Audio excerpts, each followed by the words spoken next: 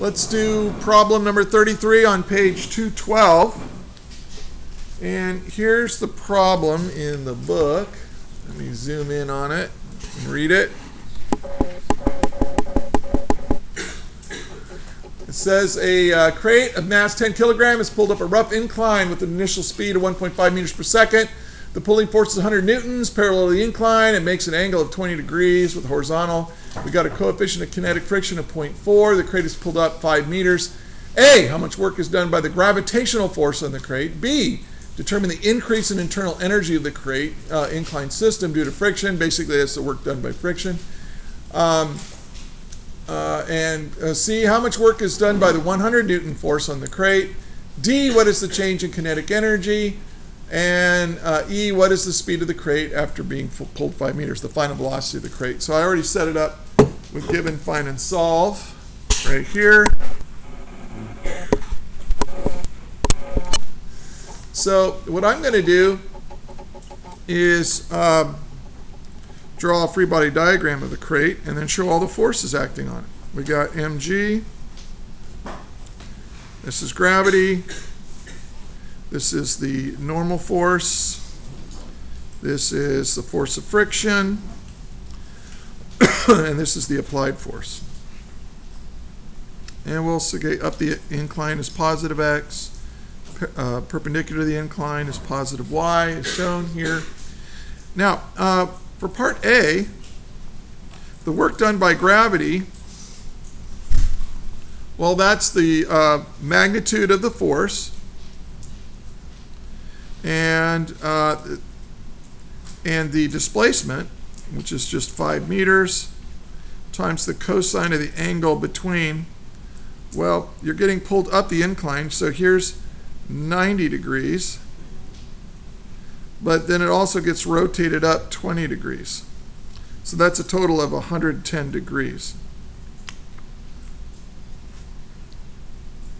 And so, oh, I forgot to put that in here. I think the mass was 100 kilograms.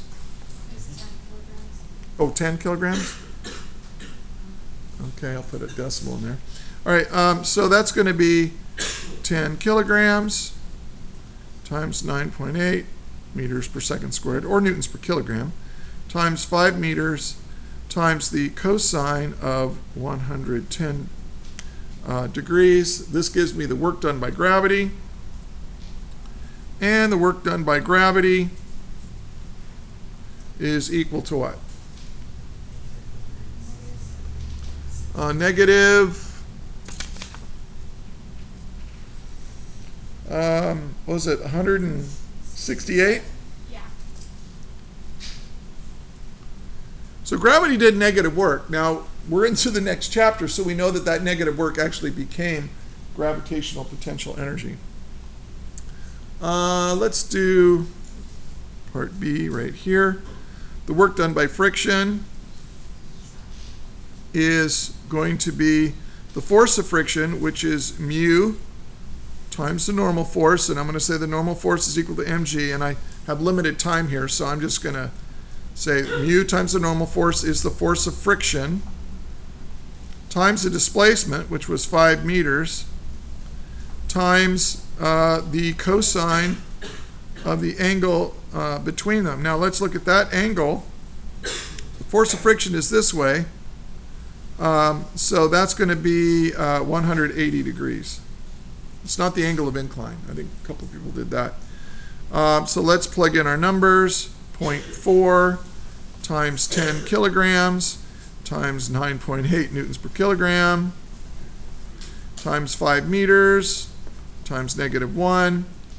And so what is the work done by friction is equal to, what is this? Is this? You're missing a cosine. Oh, that's the -1. Yeah. Cosine of 180 is -1. Well, you need a cosine to get the normal force because mg is not. Oh, you're right. Thank you. Thank you. Mg, mu mg, oh, darn it. Cosine 20 degrees. So you do need a cosine 20 degrees in there. Thank you. So what do I got? Negative 184. -184 joules. That sounds right. Now, you can do this Or you can say the change in internal energy, which is kind of what they asked for, the way they phrased it, was 184 joules. In other words, the environment gained 184 joules of energy as the even as the force of friction took that 184 joules away from the system. Where did it go? It went into the random vibration of molecules. Let's do part C. And sorry for missing that. That should be cosine theta right there. I'm rushing too fast. This one's easy. The work done by the applied force is just its force, 100 newtons, times 5 meters. And now the cosine of the angle is 0 degrees. It's up the angle, the displacement is up the incline. They're both up the incline. So that's just times 1. So that's going to be 500 joules.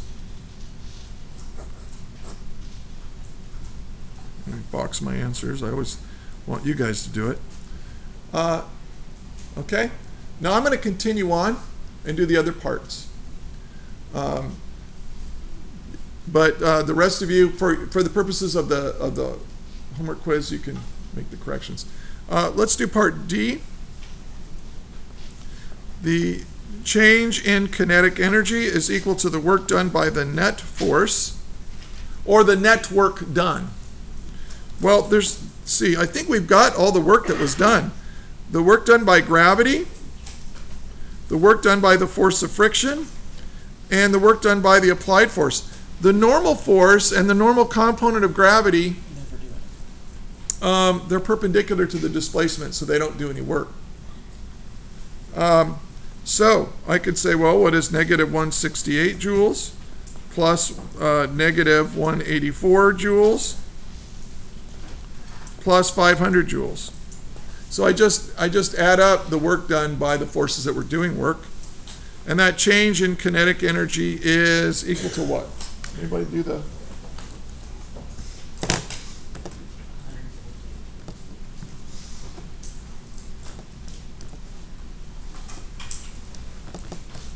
It should be a negative 148 joules.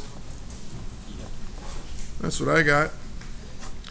Now for part E, and for those of you who are actually in class, not listening on the video, you can start putting your stuff away and get ready for the bell to ring.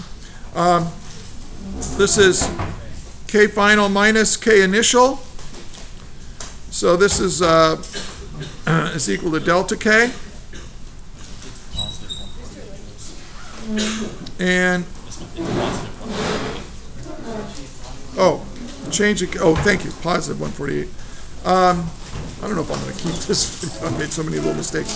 Anyway, this is equal to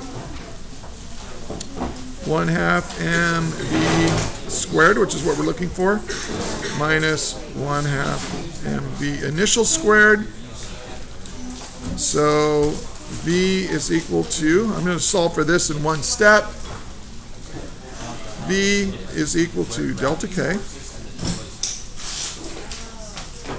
plus 1/2 mv naught squared.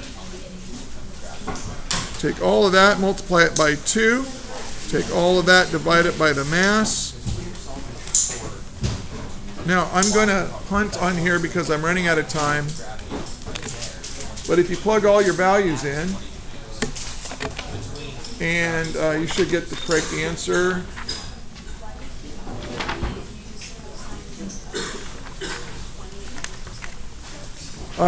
So you plug in this value here, 1/2 the 10 kilograms. V naught was given to be 1.5 meters per second. So square it, divide by that 10 kilograms, multiply by 2.